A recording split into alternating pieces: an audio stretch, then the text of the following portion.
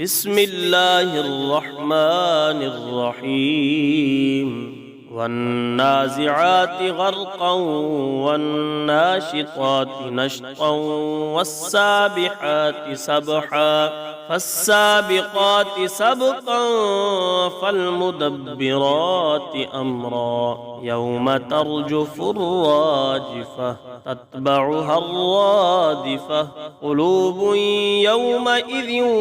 واجفة أبصارها خاشعة يقولون أئنا لمردودون في الحافرة أئذا كنا عظاما نخرة قالوا تلك إذا كرة خاسرة فإنما هي زجرة واحدة فإذا هم بالساهرة هل أتاك حديث موسى إذ ناداه ربه بالوادي المقدس طوى اذهب إلى فرعون إنه طغى فقل هل لك إلى أن تزكى وأهديك إلى ربك فتخشى فأراه الآية الكبرى فكذب وعصى ثم أدبر يسعى فحشر فنادى فقال أنا ربكم الأعلى فأخذه الله نكال الآخرة والأولى إن في ذلك لعبرة لمن يخشى أأنتم أشد خلقا أم السماء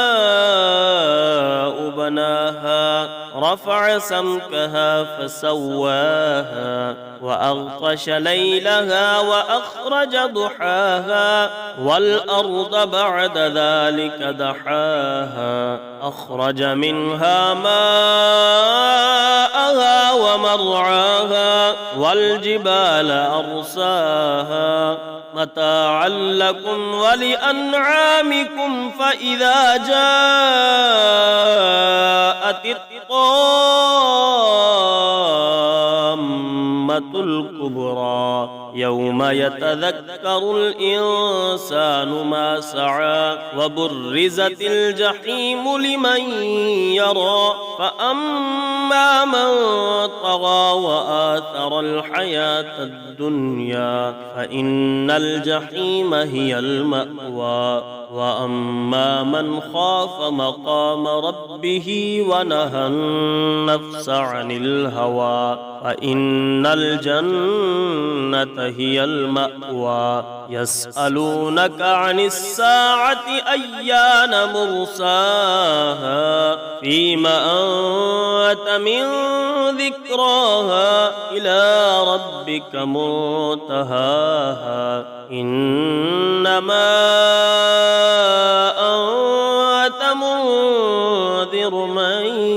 يخشاها كأنهم يوم يرونها لم يلبثوا إلا عشية أو ضحاها.